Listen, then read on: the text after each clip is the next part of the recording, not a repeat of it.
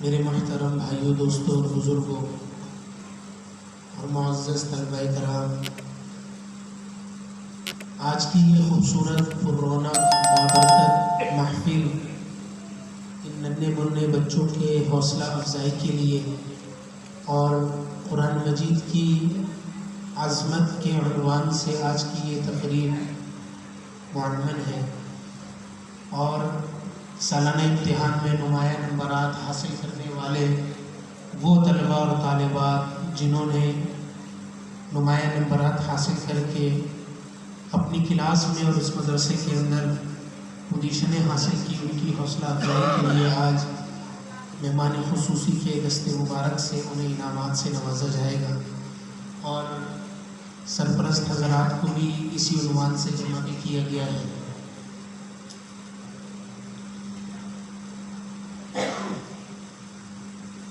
چونکہ آج کی یہ محفل اور یہ مجلس قرآن مجید کی فضیلت اور عظمت پر سجائی گئی ہے، تو جو باتیں اللہ تعالیٰ کہلوائے گا، جو بھی سامعین موجود ہیں مجھ سمیت ہر کوئی، ہم جب بھی کسی بھی مجلس میں بیٹھے، خاص طور پر قرآن و حدیث کی جو نشست ہو، اللہ اور اس کے رسول کا تذکرہ جس مجلس میں ہو، تو اس میں اول سے لے کر آخر تک بیٹھنا، توجہ اور دھیان سے بات کرنے والے کی بات کو سننا اور عمل کی نیت سے بیٹھنا۔ اللہ تعالیٰ نے قرآن مجید کے اندر، قرآن مجید نصیحت ہے، اللہ نے قرآن میں کہا ہے ہدی و ذکریٰ لأولی الالباب، کہیں قرآن نے کہا کہ ہدی للناس، یہ قرآن ساری انسانیت کے لیے ہدایت بنا کر بھیجا گیا ہے، لیکن یہ قرآن نصیحت ہے ان لوگوں کے لیے۔ سورہ قاف میں اللہ تعالیٰ فرماتے ہیں ان فی ذلک لذکریٰ، بے شک اس قرآن مجید میں نصیحت ہے ان لوگوں کے لیے من کان لہ قلب، جن کے اندر دل ہو، یعنی دل سے بات کو سننے والے ہو اور تصدیق کرنے والے ہو، او القی السمع، کان لگا کر بات کو سنے، وہ شہید، جسم کے اعتبار سے بھی حاضر ہو۔ قرآن اور قرآن کے تذکرے، قرآن کی باتیں انسان کے دل میں اس وقت اثر کرتی ہیں جب انسان کان لگا کر بات کو بھی سنے، جسم سے بھی حاضر ہو اور دل کے اعتبار سے بھی متوجہ ہو۔ میرے محترم بھائی، دوستوں، بزرگوں، اللہ تعالیٰ نے قرآن مجید کے اندر اس امت کی، امت محمدیہ کی تعریف بیان کی، کنتم خیر امہ، اے امت محمدیہ تم بہترین امت ہو۔ ساری امت کو اللہ نے بہترین کہا ہے، افضل امم ہے، اشرف امم ہے، خیر امم ہے، لیکن پوری امت میں سے جناب رسول اللہ صلی اللہ علیہ وسلم نے ساری امتوں میں سے بہتر کون؟ پہلے تو یہ امت سب سے بہترین ہے ساری امتوں کے مقابلے میں، کہ اس امت کی بہتری اور فضیلت کا اندازہ اس بات سے لگا لیں کہ یہ امت آئی ہے نمبر کے اعتبار سے آخر میں، جنت میں جائے گی سب سے پہلے۔ اللہ کے نبی صلی اللہ علیہ وسلم نے فرمایا کہ قیامت کے دن 120 صفیں ہوں گی لوگوں کی، امتیوں کی، اس میں سے 80 صف اس امت محمدیہ کی ہوگی، اور سب سے پہلے یہ امت محمدیہ جنت کے اندر جائے گی، کیونکہ لاڈلے نبی کی لاڈلی امت ہے، آخری نبی کی آخری امت ہے، اس کے بعد کوئی نبی نہیں تو کوئی امت بھی نہیں آنے والی۔ اور ساری امتوں میں سے جناب رسول اللہ صلی اللہ علیہ وسلم، جن کو اللہ کی ذات عالی کے بعد سب سے اعلیٰ اور سب سے کثیر اور سب سے اعلیٰ علم اللہ تعالیٰ نے جنہیں دیا، جن کو اولین و آخرین کا علم رسول اللہ صلی اللہ علیہ وسلم کو نوازا گیا، جنہیں جوامع الکلم کلمات حضور کو دیے گئے، وہ حضور یہ فرماتے ہیں کہ خیرکم من تعلم القرآن وعلمہ، کہ سب سے بہترین ساری امتوں میں سے، امت ہے بہترین، اور پھر ساری امتوں میں سے سب سے بہترین وہ لوگ ہیں جو قرآن مجید کو سیکھ رہے ہیں یا قرآن مجید کو سکھا رہے ہیں۔ قرآن کا سیکھنے والا اور قرآن کو سکھانے والا یہ امت محمدیہ میں سب سے بہترین ہے۔ یہ میں آپ کوئی فلسفی یا فلاسفر یا ڈاکٹر یا یہ کہ اسلامک اسکالر نہیں کہہ رہا، سید الاولین والآخرین، وجہ کائنات، محبوب رب العالمین حضرت محمد مصطفیٰ صلی اللہ علیہ وسلم کی واضح حدیث موجود ہے، عثمان غنی رضی اللہ تعالیٰ عنہ کی روایت سے ہے، بخاری مسلم دونوں میں، کہ خیرکم من تعلم القرآن وعلمہ، سب سے بہترین وہ لوگ ہیں تم میں سے جو قرآن مجید کو سیکھ رہے ہیں یا سکھا رہے ہیں۔ میرے محترم بھائیو، دوستو، بزرگوں، کسی بھی علاقے کے اندر، کسی بھی خطے کے اندر جہاں قرآن مجید پڑھا جا رہا ہو، قرآن سیکھا جا رہا ہو یا سکھایا جا رہا ہو، علامہ ابن کثیر رحمۃ اللہ علیہ نے اپنی تفسیر ابن کثیر کے اندر یہ بات واضح طور پر لکھی ہے کہ رسول اللہ صلی اللہ علیہ وسلم نے جہاں قرآن اجتماعی طور پر پڑھا جائے، یہ مدرسہ ہے، یہاں پر الحمدللہ اس مسجد میں مدرسہ ہے، بنات کا بھی مدرسہ ہے، بنین کا بھی مدرسہ ہے، چھوٹے بچے آتے ہیں، قاعدہ پڑھتے ہیں، قاعدے سے وہ قرآن پڑھنے لگتے ہیں، ناظرہ پڑھتے ہیں، پھر وہی بچے کچھ آگے چل کر حفظ کرتے ہیں، پھر حفظ کرنے کے بعد کچھ بچے قرآن مجید کے معانی اور مطالب کو سمجھنے کے لیے درس نظامی میں داخلہ لے کر عالم بنتے ہیں، پھر وہ عالم بن کر مفتی بنتے ہیں۔ اجتماعی طور پر جہاں لوگ جمع ہو کر اللہ کے کلام کی تلاوت کرتے ہیں، اس کے بارے میں رسول اللہ صلی اللہ علیہ وسلم نے 4 انعامات ذکر کیے ہیں صحیح احادیث کے اندر۔ مجتمع قوم فی بیت من بیوت اللہ، حدیث کے الفاظ تو یہ ہیں کہ اللہ کے گھروں میں سے، یہ بھی اللہ کا ایک گھر ہے، اللہ کے گھروں میں سے کسی بھی گھر کے اندر کوئی بھی قوم جمع ہو کر اللہ کے کلام کی تلاوت نہیں کرتی، اللہ کی آیتوں کی تلاوت نہیں کرتی، الا نزلت علیہ، مگر اللہ تبارک و تعالیٰ کی طرف سے ان پر اطمینان اور سکون نازل ہوتا ہے، اور فرشتے ان کو چاروں طرف سے گھیر لیتے ہیں، اللہ کی رحمت ان کو ڈھانپ لیتی ہے، اور اللہ تبارک و تعالیٰ ایک ایک بچے کا نام لے کر، اس کے والد کا نام لے کر اپنے بارگاہ الہی میں ان کا تذکرہ فرماتے ہیں۔ یہ 4 انعامات اللہ تبارک و تعالیٰ اس دنیا کے اندر جہاں بھی مدارس ہے، جہاں قرآن مجید پڑھا جا رہا ہے یا پڑھایا جا رہا ہے، سیکھا جا رہا ہے یا سکھایا جا رہا ہے، یہ 4 نعمتیں اور 4 انعامات ان سارے کے سارے مدارس کو شامل ہیں۔ اور علامہ ابن کثیر رحمۃ اللہ علیہ فرماتے ہیں کہ یہ چاروں فضیلت صرف کسی اللہ کے گھر مسجد کو یہ حاصل نہیں ہے جہاں پر لوگ اللہ کے کلام کی تلاوت کر رہے ہوں، بلکہ اگر کوئی کسی سرحد کے اندر، کوئی کسی جھوپڑے میں، کوئی کسی بستی کے اندر، کوئی کسی درخت کے نیچے، کوئی کسی اپنے گھر کے اندر اکٹھے جمع ہو کر اللہ کے کلام کی تلاوت کر رہے ہوں گے، یہ چاروں کے چاروں انعامات ان سارے کے سارے افراد کو بھی شامل ہوگا کہ جو یہ اللہ تعالیٰ کے کلام کو پڑھ رہے ہوں، یا اللہ تعالیٰ کے کلام کو سیکھ رہے ہوں، یا اللہ تعالیٰ کے کلام کو سکھا رہے ہوں۔ یہ چاروں کے چاروں انعامات ان سارے کے سارے ان لوگوں کے لیے ہوگا جو دنیا کے کسی بھی خطے کے اندر کہیں بھی اللہ رب العزت کے کلام پاک کو سیکھنے اور سکھانے کے اندر مشغول ہوں۔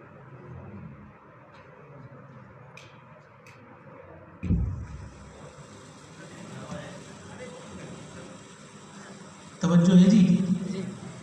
میں یہ عرض کر رہا تھا، جس جگہ بھی اللہ رب العزت کے کلام کی تلاوت ہو، چاہے قرآن مجید کے الفاظ کو سیکھا جا رہا ہو یا قرآن کے معانی اور مطالب کو پڑھا جا رہا ہو، سیکھا جا رہا ہو یا سکھایا جا رہا ہو، چاہے وہ اللہ کا گھر مسجد کے اندر یہ تلاوت ہو رہی ہو یا سیکھا جا رہا ہو یا سکھایا جا رہا ہو، علامہ ابن کثیر رحمۃ اللہ علیہ فرماتے ہیں کہ حتیٰ کہ انہوں نے الفاظ تفسیر کے اندر لکھا ہے کہ اگر کسی سرحد کے اندر نیچے زمین میں بیٹھ کر، کسی جھوپڑے پہ بیٹھ کر اور درخت کے نیچے بیٹھ کر قرآن مجید کو سیکھا یا سکھایا جا رہا ہو، یہ 4 نعمتیں اسے ملیں گی۔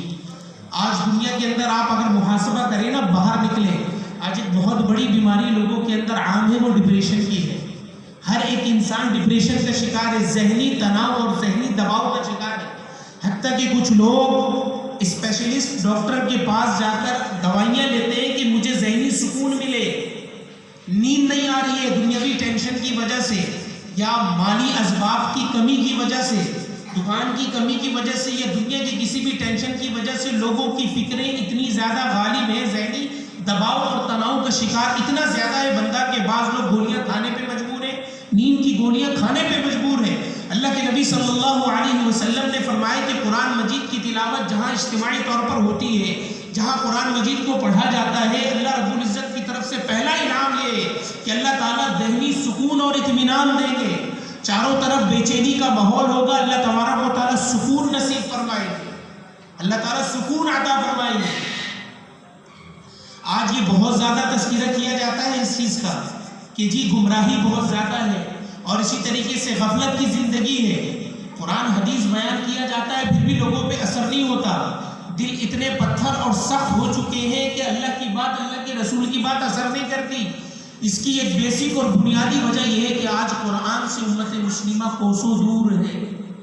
ہر شخص اپنے گریبان پہ جھانک کر دیکھے، پچھلا رمضان آیا تھا، قرآن اٹھا کر دیکھا گیا تھا، تلاوت کی گئی تھی، نہیں 2 4 6 8 10 قرآن ختم کیا گیا تھا. ہر شخص اپنے گریبان میں جھانک کر دیکھ سکتا ہے کہ اس نے پورا سال گزرنے والا ہے. شعبان کی تاریخ کل سے یکم شعبان آ رہا ہے اور 1 سال گزرنے کو میں نے روزانہ کی بنیاد کے اوپر کتنے قرآن مجید کی تلاوت کی. حالانکہ اللہ کے رسول صلی اللہ علیہ وسلم نے جہاں قرآن کے فضائل بیان کیے کہ ایک ایک حرف پر نیکی ہے, جس گھر کے اندر قرآن مجید کی تلاوت کی جائے گھر میں برکت نازل ہوتی ہے, شیاطین اور جنات کا بصیرہ ختم ہو جاتا ہے. رسول اللہ صلی اللہ علیہ وسلم نے فرمایا جس دل کے اندر قرآن کا کوئی حصہ محفوظ نہیں وہ دل ویران گھر کی طرح ہوتا ہے. اور خانہ خالی رات دیو میں گیرت فارسی جملے, فارسی زبان کا ایک جملہ ہے. گھر خالی ہو تو جنات بصیرہ کرتے ہیں, دل خالی ہو تو شیطان اثر کرتا ہے. ایک اللہ والے نے دیکھا, اللہ سے انہوں نے درخواست کی کہ اللہ تعالیٰ مجھے دکھا کہ شیطان لوگوں کے دلوں میں, بندے کے دلوں میں وسوسے کیسے ڈالتا ہے. شیطان کسی کو انگلی پکڑ کر جھوٹ بولنے پہ مجبور نہیں کرتا, شیطان کسی کو زبردستی نماز سے ہٹانے پر مجبور نہیں کرتا, شیطان کسی کو زبردستی سود کھانے پہ مجبور نہیں کرتا. اس کا کام یہ ہوتا ہے وسوسے ڈالنا. یوحی بعضهم الی بعض زخرف القول غرورا وکذالک جعلنا لکل نبی عدوا شیاطین الانس والجن یوحی بعضهم الی بعض زخرف القول غرورا. اور شیطان کا وہ وسوسہ ہے جس وسوسے سے نبی نے پناہ مانگی ہے. من شر الوسواس الخناس الذي يوسوس في صدور الناس. یہ وسوسے کیسے ڈالتا ہے؟ اللہ نے ایک اللہ والے پر اللہ تعالیٰ نے اس حالت کو, اس کیفیت کو ظاہر کیا. انہوں نے دیکھا کہ مچھر کی طرح اس شیطان لوگوں کے دلوں کے باہر بیٹھا رہتا ہے اور اس کی سون نکلی ہوئی ہے.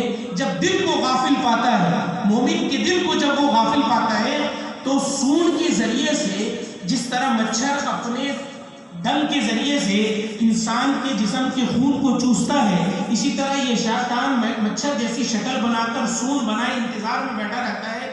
دل کو غافل پاتا ہے, وہ وسوسے دل کے اندر ڈالتا ہے.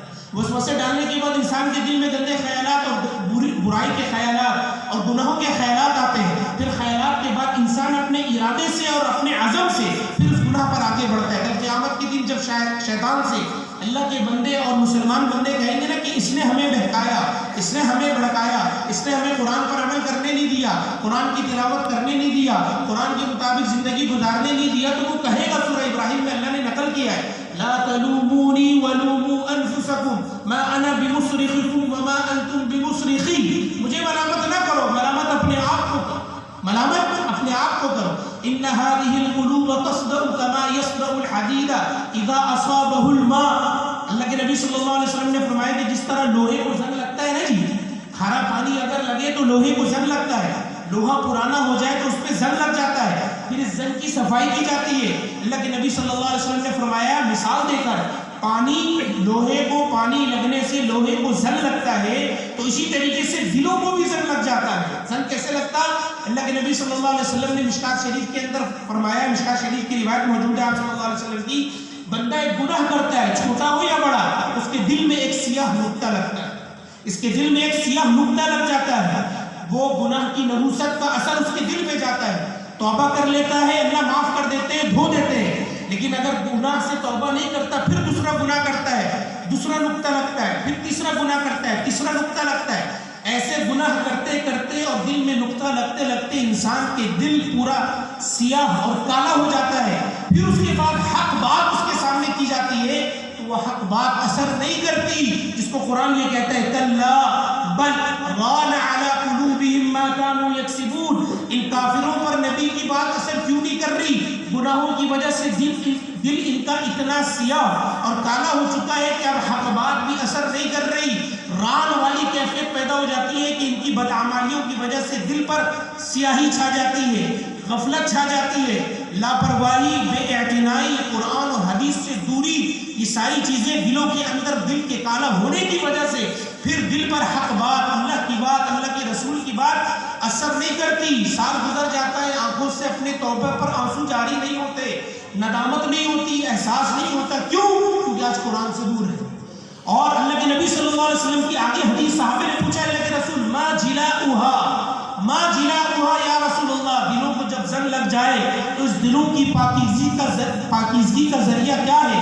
اللہ کے نبی صلی اللہ علیہ وسلم نے فرمایا کثرت ذکر الموت و کثرت تلاوت القرآن. موت کو کثرت سے یاد کرنا, دلوں کے زنگ کو دھوتا ہے۔ قرآن مجید کی کثرت سے تلاوت کرنا یہ دلوں کو پاک اور صاف کر دیتا ہے۔ میرے محترم بھائیو دوستو بزرگوں، یہ جس طرح ہم اپنے بچوں کو اس ادارے کے اندر داخل کر کے قرآن سکھا رہے ہیں، میرے محترم بھائیو دوستو بزرگوں، اس کا اجر اتنا بڑا اتنا عظیم ہے کہ وہ بیان سے باہر ہے۔ ساری دنیا کی ساری نعمتیں، سارے خزانے، سارے سونے، سارے جواہرات، سارے موتیاں، کروڑ پتی ارب پتی آدمی بھی قرآن مجید کے ایک حرف کے برابر جو نیکی ملتی ہے اس کا مقابلہ نہیں کر سکتا۔ قرآن ازلی ہے، ابدی ہے۔ قرآن اللہ کا کلام ہے، اللہ ازلی ذات ہے، ہمیشہ سے ہے، ہمیشہ رہنے والا۔ قرآن بھی ہمیشہ سے ہے، ہمیشہ رہے گا۔ یہ ننھے منھے بچوں کے ذریعے سے اللہ تبارک و تعالیٰ قرآن کی حفاظت کا ذمہ اللہ نے لیا ہے۔ اِنَّا نَحْنُ نَزَّلْنَا الذِّكْرَ وَإِنَّا لَهُ لَحَافِظُونَ۔ قرآن ایک معجزاتی کتاب ہے، حضور کے زندہ معجزوں میں سے ایک معجزہ یہ قرآن ہے۔ اللہ نے مدارس کی برکت سے قرآن کے زندہ ہونے کی ایک مثال، ایک نمونہ اللہ نے قائم کیا ہے۔ 7 سال کا بچہ، 8 سال کا بچہ، 9 سال کا بچہ، 10 سال کا بچہ 6000 سے زائد آیتوں کو اپنے سینے میں محفوظ کرتا ہے، الحمد سے شروع کرتا ہے اور ناس پہ ختم کرتا ہے۔ دنیا کی کوئی ایسی کتاب کوئی لا کر نہیں دکھا سکتا کہ من وعن اسے محفوظ رکھے اور تا قیامت تک اور اپنی پوری زندگی محفوظ رکھے، یہ ناممکن ہے۔ ہم نے حفظ کیا بچپن میں، اللہ کے فضل و کرم سے اب تک قرآن سینے میں محفوظ ہے۔ کوئی اگر ایک زبر کی بھی غلطی کرے گا تو وہ 10 سال کا بچہ، 50 سال کا بوڑھا بھی اگر قرآن میں زبر زیر کی غلطی کرے گا تو اللہ نے قرآن کی حفاظت صرف الفاظ کی نہیں کی، زبر زیر پیش کی بھی اللہ نے اس کی حفاظت کی ہے، اس کے مدات کی بھی اللہ نے اس کی حفاظت کی ہے، اس کی صفات کی بھی اللہ تعالیٰ نے حفاظت کی ہے، اس کی کیفیات کی بھی اللہ تبارک و تعالیٰ نے حفاظت کی ہے کہ نبی نے صحابہ کو جس کیفیت کے ساتھ قرآن منتقل کیا اسی کیفیت کے ساتھ آج استاد اپنے بچے تک وہ کیفیت منتقل کرتا ہے۔ تو میرے محترم بھائیو دوستو بزرگوں، حفاظ کے والدین کے لیے اجر کاش بنایا جائے گا، ناظرہ قرآن پڑھنے والے کے لیے بھی اجر ہے، لیکن میرے محترم بھائیو دوستو بزرگوں، آج کی اس نشست میں آنے کا کم از کم ہمیں یہ فائدہ تو ہو کہ ہم قرآن سے اپنا تعلق جوڑیں۔ آج امت نے سوشل میڈیا سے اپنے تعلق کو جوڑا، واٹس ایپ سے تعلق کو جوڑا، فیس بک سے تعلق کو جوڑا، یوٹیوب سے تعلق کو جوڑا۔ 1 سال کا بچہ ہوتا ہے، بچہ کھانا نہیں کھاتا اور اسی طریقے سے بچہ جو ہے وہ غذا نہیں کھانے مانگ رہا، اور اسی طریقے سے سوجی کا حلوہ نہیں کھاتا بچہ، کہ کوئی غذا نہیں کھاتا۔ ماں کے پاس بھی پیکج موجود ہے، باپ کے پاس بھی پیکج موجود ہے، کھانے کی مشقت سے ماں بچانے کے لیے بچے کو یوٹیوب کے اندر کارٹون لگا کر دیتی ہے۔ وہ چھوٹا سا بچہ 1 سال کا بچہ ہے، وہ انگلیاں پھیرتا ہے ٹچ موبائل کے اندر اور انگلیاں پھیر کر مختلف قسم کی ویڈیو دیکھتا ہے۔ آج 4 سال کے بچے کے ہاتھ میں موبائل ہے، 6 سال کے بچے کے ہاتھ میں موبائل ہے، 15 سال کے بچے کے ہاتھ میں موبائل ہے۔ محاسبہ کرنے کی ضرورت ہے کہ جس نبی نے امت کو یہ تعلیم دی تھی کہ جس کے شب و روز کے اندر قرآن مجید اس کی زبان پر ہوتا، کہ صحابہ کے بارے میں کہا جاتا تھا کہ قرآن دیکھنا چاہتے ہو، ہمیں صحابہ کی طرف اشارہ کر کے کہا جاتا تھا کہ یہ ہمارا قرآن ہے۔ قرآن بئی مانا کہ صحابی کی پوری زندگی سر سے لے کر پاؤں تک، ان کا کردار، ان کی معاشرت، ان کی اخلاق، ان کی عبادات، ان کے اطوار، ان کی سیاست، ہر چیز میں قرآن جھلکتا تھا۔ اللہ کے نبی صلی اللہ علیہ وسلم کی زوجہ مطہرہ، محبوب زوجہ حضرت سیدہ عائشہ صدیقہ رضی اللہ تعالیٰ عنہ سے پوچھا گیا حضور کی اخلاق کیا تھے؟ اما جان عائشہ رضی اللہ تعالیٰ عنہ نے فرمایا صحابہ سے، قرآن نہیں پڑھتے، کان خلقہ القرآن، نبی کی پوری زندگی قرآن تھی۔ نبی صلی اللہ علیہ وسلم کے بارے میں قرآن نے کہا وما ينطق عن الهوى، نبی اپنی مرضی سے کچھ نہیں کہتے، ان هو الا وحی یوحى، نبی تو صرف وہ بیان کرتے ہیں جو قرآن کہتا ہے۔ میرے محترم بھائیو دوستو بزرگوں، آج انتہائی ضرورت اس بات کی ہے کہ ہم اپنے تعلق کو قرآن کے ساتھ مضبوط کریں۔ قرآن کے حقوق ہیں، یہ آخری بات کر کے اپنی بات ختم کروں گا، ویسی وقت کافی طویل ہے، دوسرے مہمان خصوصی جو ہے وہ بھی موجود ہیں اور آگے انعامات کی تقسیم بھی ہے۔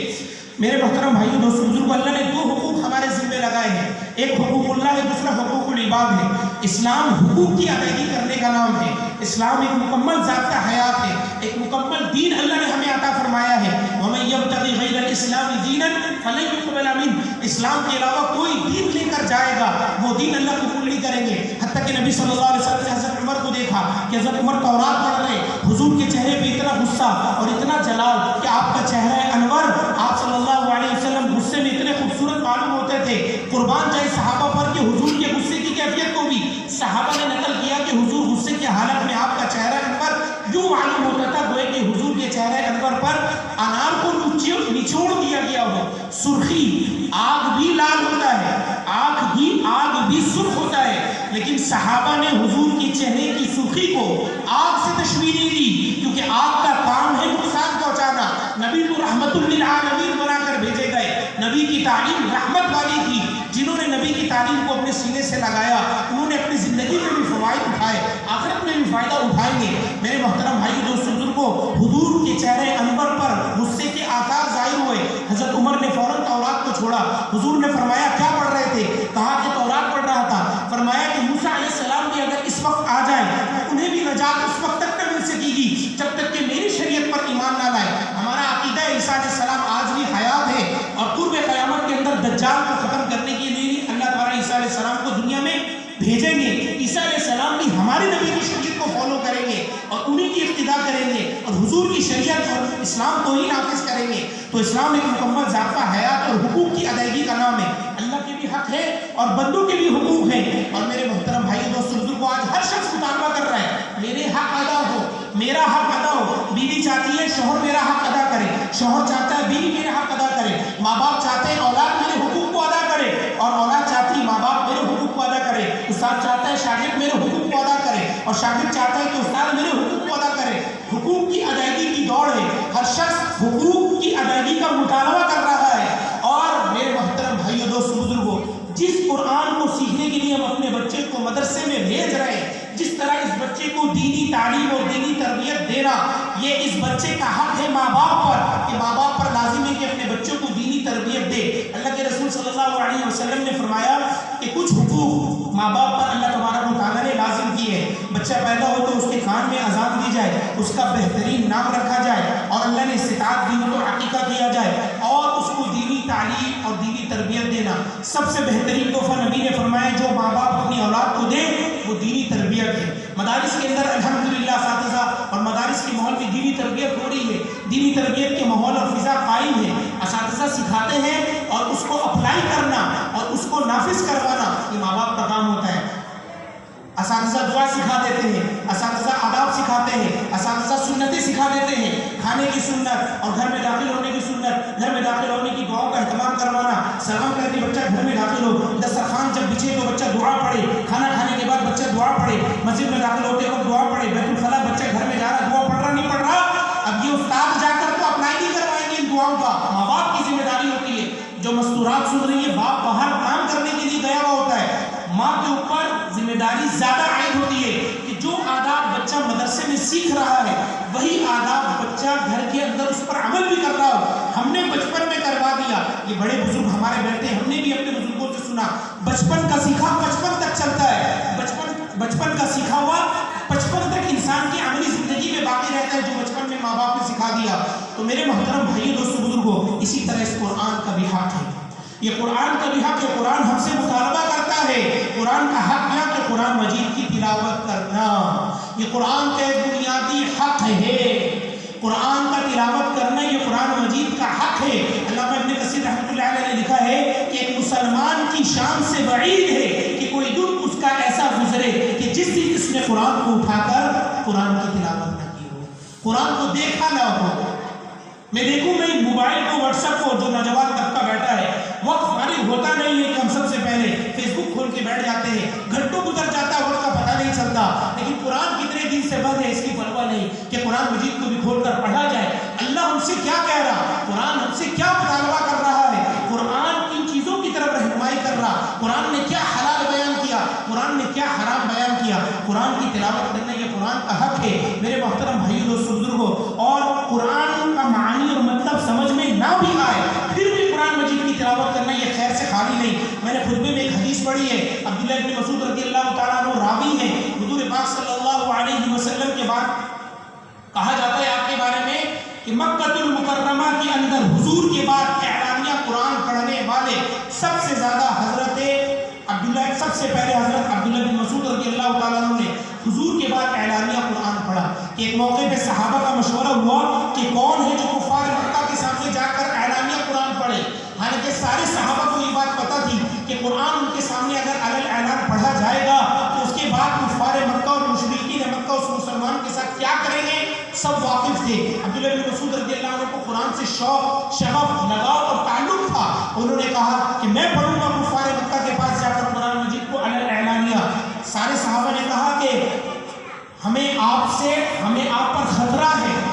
تو چاہتے ہیں کہ کوئی ایسا شخص کفار مکہ کے پاس جا کر قرآن مجید کی تلاوت کرے جس کے قبیلے والے ہوں. اگر کفار مکہ اس کو تکلیف پہنچانے کے لیے آئے تو اس کے قبیلے والے اس کا دفاع کر سکے. لیکن وہ مصر تھے کہ میں ہی جاؤں گا ان کے سامنے اعلان جو ہے وہ قرآن مجید کی تلاوت کروں گا. چنانچہ آپ گئے اور کفار مکہ کی مجلس میں جا کر اعلان پتہ ہے کہ اس کے بعد مجھے شاباشی دی جائے گی. آج اگر مجلس کے اندر قاری صاحب قرآن کی تلاوت کرتے ہیں سبحان اللہ کہا جاتا ہے, واہ واہ کیا جاتا ہے, سراہا جاتا ہے, تعریف کی جاتی ہے. صحابہ کو قرآن سے اتنی محبت, اتنا شغف تھا کہ ناموافق حالت کے اندر اعلان انہوں نے قرآن پڑھا ہے. تو ہونا کیا تھا وہی ہوا. سارے کفار مکہ مشرکین مکہ ان پر ٹوٹ پڑے اور لہو لہان کر دیا. لہو لہان ہونے کے بعد بھی انہوں نے کہا کہ مشرکین کی یعنی ذلت اور ان کا کمتر ہونا میرے نزدیک جس طرح اس قرآن کے پڑھنے سے پہلے تھا آج بھی ویسا ہی ہے. اب بھی مجھے اگر کوئی قرآن پڑھنے ان کے سامنے کہے گا میں پھر بھی ان کے پاس جا کر قرآن مجید کو بلند آواز سے پڑھوں گا. یہی صحابی فرماتے ہیں کہ حضور نے فرمایا جو قرآن مجید کا ایک حرف پڑھتا ہے, ایک حرف پر اللہ تعالیٰ اس کو ایک نیکی دیتے ہیں اور ایک نیکی کا اجر. ہم نے کئی بار یہ حدیث سنی ہوگی, فضائل اعمال میں بھی ہے, تعلیم کے حلقے میں بھی ہم نے سنا ہے, لیکن اصل یہ کہ اس پر عمل کرنا, ایک نیکی 10 نیکی کے برابر, یہ اس امت کی خاصیت ہے کہ یہ امت ایک نیکی کرتی ہے اللہ اس کو 10 نیکی کے برابر اجر عطا فرماتے ہیں. پھر آگے عبداللہ بن مسعود رضی اللہ عنہ کو جو جملہ مجھے بتانا مقصود ہے وہ یہ, عبداللہ بن مسعود رضی اللہ عنہ نے فرمایا کہ حضور نے فرمایا کہ میں یہ نہیں کہتا کہ الف لام میم پورا ایک حرف ہے, بلکہ الف ایک حرف, لام علیحدہ حرف, میم علیحدہ حرف. یہ الف لام میم حروف مقطعات ہے, حروف مقطعات قاعدے کے اندر لکھا ہوا ہے, تیسری تختی ہے حروف مقطعات. اور یہ حروف مقطعات وہ حروف کہلاتے ہیں جن کے بارے میں تمام امت کا اتفاق ہے کہ اس کے معنی کوئی نہیں جانتا. بندہ قرآن کھولے گا, پڑھے گا الف لام میم ذالک الکتاب لا ریب فیہ, سب سے پہلا لفظ پڑھتے ہی اللہ تعالیٰ بتانا چاہتے ہیں اے میرے بندے تو عاجز ہے, تو الف لام میم کا مطلب نہیں بتا سکتا. یہ متشابہات والی آیات کہلاتی ہیں. اس کے معنی اور مطالب اللہ اور اس کے رسول کے درمیان ایک راز ہے, اللہ اور اس کے رسول جانتے ہیں. تو بقیہ معنی کا مطلب تو بندہ سمجھے گا, ذالک الکتاب اس کا ترجمہ آتا ہے, آگے پورا قرآن کا ترجمہ اس کو پتہ چل جائے گا, لیکن الف لام میم کا مطلب اس کو نہیں پتا. عبداللہ بن مسعود رضی اللہ تعالیٰ عنہ نے اشارہ کیا کہ اگر کوئی قرآن کا معنی اور مطلب نہیں بھی جانتا ہے تب بھی قرآن پڑھے گا. یہ قرآن کا پڑھنا خیر سے خالی نہیں ہے. ایک ایک نیکی کے لیے کل قیامت کے دن بندہ بھاگے گا کہ مجھے کوئی نیکی دے دے. وَأُمِّهِ وَأَبِيهِ وَصَاحِبَتِهِ وَبَنِيهِ لِكُلِّ امْرِئٍ مِّنْهُمْ يَوْمَئِذٍ شَأْنٌ يُغْنِيهِ. تو میرے محترم بھائی دوست بزرگوں, صحیح تجوید کے ساتھ جن کو قرآن مجید پڑھنا آتا ہے تو برائے کرم رمضان کی آمد ہے, آخری مہینہ کل سے شروع ہونے والا ہے, رمضان آنے والا ہے. 2 مہینہ پہلے سے حضور رمضان کا انتظار کرتے تھے, رمضان کی تیاری فرماتے تھے. رجب کا چاند دیکھتے ہی نبی کی دعا بڑھ جاتی تھی, اللہم بارک لنا فی رجب و شعبان وبلغنا رمضان. حضور دعا کرتے تھے اللہ رمضان تک پہنچا دے. تو جو زندگی گزری 10 مہینے تک اس پر ندامت افسوس. آج سے ابھی سے ہم عزم کریں, جن کی تجوید ٹھیک ہے, ہر شخص کسی بھی فیلڈ کا ہوگا, کسی بھی کمی کو دیکھنے کے لیے یا اس کے عیب کو جانچنے کے لیے اس کے ماہر کے پاس جاتا ہے. لینگویج سیکھنا ہو تو اچھے سے اچھے لینگویج سینٹر کے اندر بندہ جائے گا. کمپیوٹر سیکھنا ہے, ورڈ سیکھنا ہے, ویب ڈیولپمنٹ سیکھنا ہے, کچھ بھی سیکھنا ہے تو بہترین کوچنگ سینٹر ہوگا, ماں باپ اس کا چناؤ کریں گے.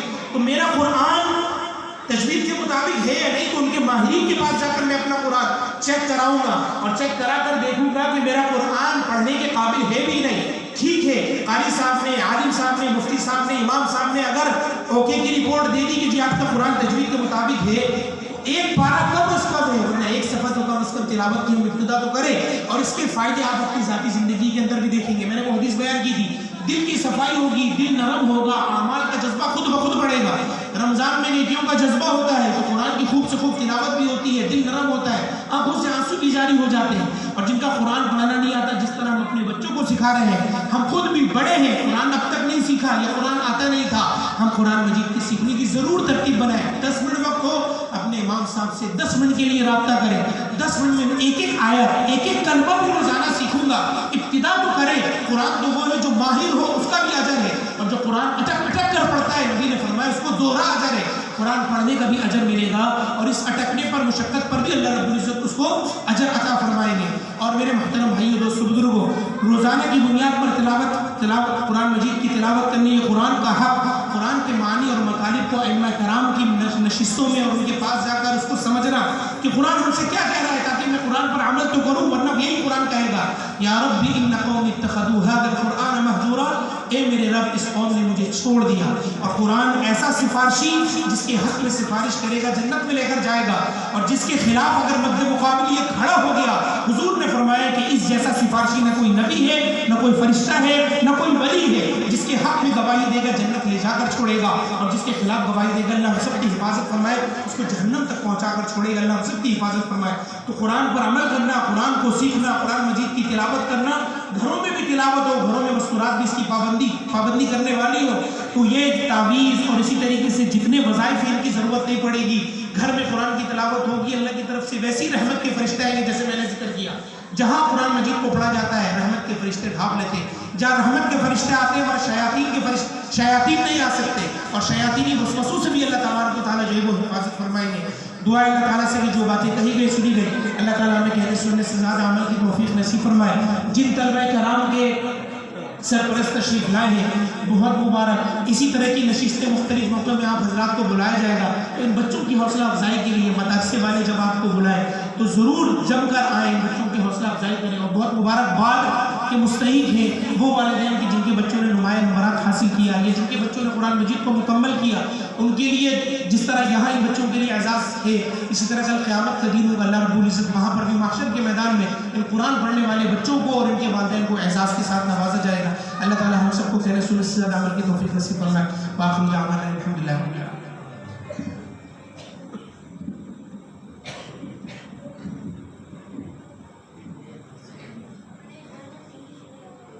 ماشاءاللہ سبحان اللہ. یہ تھے ہمارے مہمان مولانا مفتی نواز صاحب جو بہت خوبصورت انداز میں